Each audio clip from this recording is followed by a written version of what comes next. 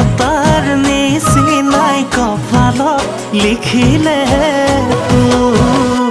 এনেই ময়ো চোন ধুনীয়াই দেৱতাৰ নিচিনাই কপালত লিখিলে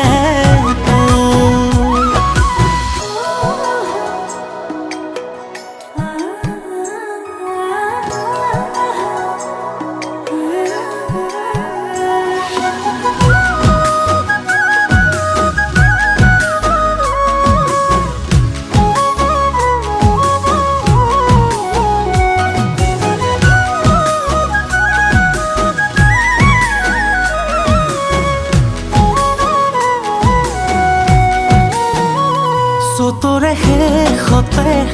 মৰম বহাগ আহে ঐ মনতে কি আছে